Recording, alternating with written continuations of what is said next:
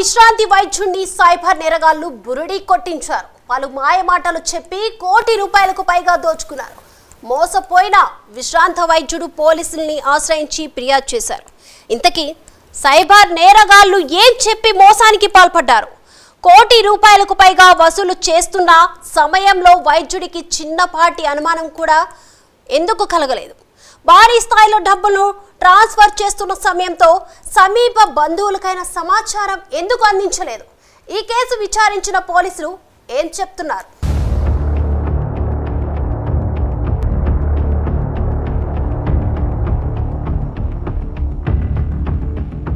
Cyber నేరగాళ్లు పండుటాకులను target చేస్తున్నారు. విశ్రాంతి తీసుకుంటున్న వారి నుంచి డబ్బులు కాజేస్తున్నారు. రిటైర్ అయ్యాక ప్రశాంతంగా జీవితం గడుపుతున్న వారికి కంటి మీద కొనుకు లేకుండా చేస్తున్నారు. జీవితకాలం పాటు దాచుకుంటున్న డబ్బులను సైబర్ నేరగాళ్లు కాజేస్తున్నారు. తాజాగా చీరాలలో ఓ విశ్రాంత వైద్యుణ్ణి టార్గెట్ చేసి ₹1,10,00,000 దోచుకున్నారు.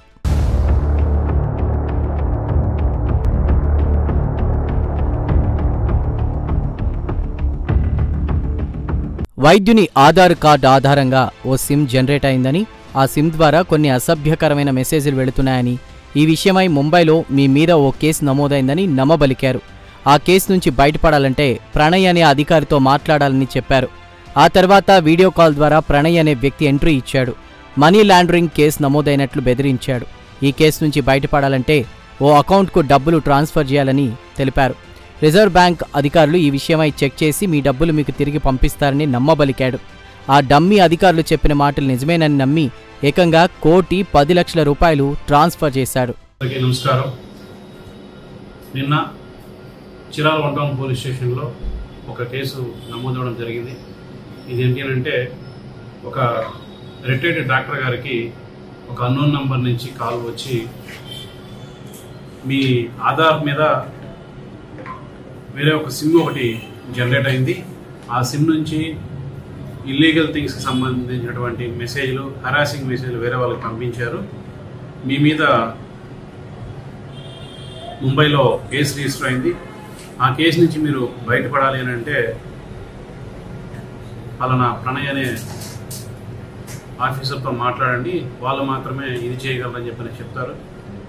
ఆ తర్వాత వాళ్ళు వాట్సాప్ కాల్ చేసి వాళ్ళు కనపడకుండా ఎవరైతే బాధితులు ఉన్నారో ఆ డాక్టర్ గారిని వీడియో కాల్లోనే ఉంచి ఎవరైతే ఆఫీసర్గా ఇంట్రొడ్యూస్ అయ్యారో ఆ పర్సన్ ఇక్కడ మనీ లాండరింగ్ కేసు ఒకటి జరిగింది, ఆ కేసుకు సంబంధించిన అమౌంట్ మీకు సంబంధించిన బ్యాంక్ అకౌంట్ లింక్ అయ్యింది, మీరు దాని నుంచి బయటపడాలి అని చెప్పేసి అంటే మీరు దాంట్లో ఉన్న అమౌంట్ పలానా ఒక అకౌంట్కి ట్రాన్స్ఫర్ చేయండి, ఆర్బీఐ వాళ్ళు చెక్ చేసి మళ్ళీ మీకు రిటర్న్ పంపిస్తారని చెప్పని చెప్పడం జరిగింది.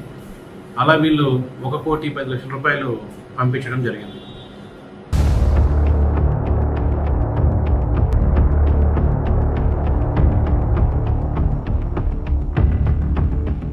ఆ తర్వాత రిజర్వ్ బ్యాంక్ అధికారులు చెక్ చేసినట్లు ఓ నకిలీ సర్టిఫికేట్ కూడా వైద్యుడికి పంపారు. ఆ తర్వాత డబ్బులు తిరిగి రాకపోవడంతో మోసపోయానని గ్రహించిన విశ్రాంత వైద్యుడు పోలీసులను ఆశ్రయించాడు. చీరాల పోలీసులను ఆశ్రయించి ఫిర్యాదు చేశాడు. కేసు నమోదు చేసిన పోలీసులు దర్యాప్తు ప్రారంభించారు. ఈ సందర్భంగా పోలీసు అధికారులు ప్రజలకు కొన్ని కీలక సూచనలు చేశారు. తెలియని వారికి బ్యాంక్ డీటెయిల్స్ అస్సలు అందించవద్దని కోరారు. ఎటువంటి అనుమానిత కాల్స్ వచ్చినా వెంటనే స్పందించి 1930 నెంబర్కు కాల్ చేయాలని చీరాల 1వ పట్టణ సిఐ సూర్యపల్లి సుబ్బారావు కోరారు. ఇదంతా జరిగిన తర్వాత వీళ్ళకి ఫోన్ కాల్స్ రిటర్న్ చేసి అడుగుతారు. ఆర్బీఐ వాళ్ళు చెక్ చేసినట్టు సర్టిఫికేట్ పంపించినట్టు కూడా వీళ్ళకి మళ్ళీ ఒక ఫేక్ సర్టిఫికేట్స్ పంపిస్తారు.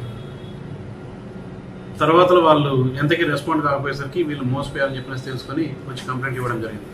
కాబట్టి ప్రజలందరినీ మేము కోరేది ఏంటంటే, ఎవరూ కూడా మీకు తెలియని వ్యక్తులు ఎవరైనా మీకు ఫోన్ కాల్ చేసి మీ ఆధార్ నంబర్ గురించి కానీ, మీ బ్యాంక్ అకౌంట్ గురించి కానీ, లేదా మీ ఏవైనా డాక్యుమెంట్స్ పోయినాయని కానీ, మీ ఎడ్యుకేషన్ సంబంధించిన సర్టిఫికేట్స్ గురించి కానీ, మీకు ఏదైనా ల్యాండ్ ఉంటే లేదా ప్రాపర్టీస్ ఉంటే వాటికి సంబంధించి కానీ, మీరు ఎక్కడైనా ఇబ్బందుల్లో ఉన్నారని చెప్పనేసి ఏవైనా కాల్స్ వస్తే దయచేసి మీరు భయపడి వాళ్ళ కాల్స్కి బెదిరిపోయి మీ అకౌంట్ డీటెయిల్స్ తెలియపరచడం కానీ, లేదా మీ దగ్గర ఉన్న అమౌంట్స్ వాళ్ళకి వేయడం కానీ చేయొద్దని చెప్పనేసి కోరుకుంటున్నాము. మీకు ఏదైనా అనుమానితంగా ఒక కాల్ వచ్చిందంటే ఇమ్మీడియట్లీగా మాకు చీరాల 1 టౌన్ పోలీస్ వారికి తెలియజేయవలసిందిగా కోరుచున్నాము. అలాగే అలాంటి ఫేక్ కాల్ ఏదైనా వచ్చిందంటే ఇమ్మీడియట్గా 1930 కాల్ చేసి ఇన్ఫార్మ్ చేసినట్లయితే ఆ మొబైల్ నెంబర్స్ స్పామ్ కాల్గా నోట్ చేస్తారు. ఎవరు కూడా ఇట్లా అన్నోన్ పర్సన్స్కి రెస్పాండ్ అవుతుందని చెప్పనేసి కోరుకుంటాం.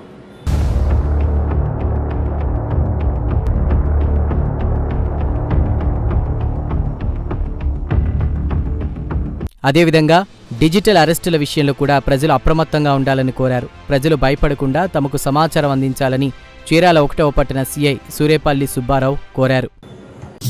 అలాగే ఎవరైనా మిమ్మల్ని వీడియో కాల్ చేసి మీరు మా పరిధిలో ఉన్నారు, మేము మిమ్మల్ని అంతా గమనిస్తున్నాము అని చెప్పనేసి మిమ్మల్ని ఎవరైనా బెదిరిస్తే దానికి ఎవరు కూడా భయపడద్దు. ఇంకా చెప్పాలి అంటే మీ మొబైల్స్లో ఈ థర్డ్ పార్టీ యాప్స్ ద్వారా మీ ఇన్ఫర్మేషన్స్ కలెక్ట్ చేసుకొని మీ దగ్గర ఎవరైనా బ్యాంకులో అమౌంట్ బల్క్గా ఉందని చెప్పనేసి తెలిస్తే వాళ్ళు టార్గెట్ చేస్తున్నారు. అలాగే మీ పిల్లలు కానీ మీ పెద్దవాళ్ళు కానీ పలానా చోటు ఉన్నారు మాకు తెలుసు అని చెప్పనేసి కూడా బెదిరిస్తున్నారు. ఈ డిజిటల్ అరెస్ట్ అనేది త్రూ కెమెరా ద్వారా అనేది జరగదు. కాబట్టి ఎవరు కూడా ఇట్లాంటి వాటికి బెదిరిపోవద్దు. ఇట్లాంటి సిచ్యువేషన్ మీకు ఎదురైతే ఇమ్మీడియట్గా పోలీసు వాళ్ళకి తెలియపరచాల్సిందిగా కోరుచున్నాము. అలాగే మా నుంచి ఇంకొకటి పబ్లిక్ని కోరేది ఏంటి అంటే ఎవరైనా ఎక్కడైనా వ్యవస్థీకృత నేరాలు చేస్తున్నారంటే వాటికి మీరు రెస్పాండ్ అవుతారని కోరుతున్నాము. రీసెంట్గా చీరాల్లో కూడా ఒక పాత రోజుల్లో హిమ్ సంస్థలాగా ఒకటి పెట్టి అమౌంట్స్ కట్టించుకోవడం జరుగుతుంది. అట్లాంటి దాన్ని మేము ఐడెంటిఫై చేసి ఇట్లాంటివి ఎంకరేజ్ చేయొద్దని చెప్పడం జరిగింది. పబ్లిక్ కూడా కోరేది ఏంటంటే ఎవరైనా మీరు అమౌంట్ కట్టిన దానికంటే మీకు ఎక్కువ అమౌంట్ వస్తుందని చెప్పనేసి తెలియజేస్తున్నారు అంటే అది ఖచ్చితంగా ఏదో ఒక రోజు మిమ్మల్ని మోసం చేసేదే ఉంటుంది. కాబట్టి దయచేసి అటువంటి వాటి వైపు మీరు దృష్టి పెట్టొద్దని, ఇంట్రెస్ట్ చూపించొద్దని, ఇట్లాంటివి ఎక్కడైనా మీ దృష్టికి వస్తే మాకు తెలియజేస్తుందో కూర్చున్నాం.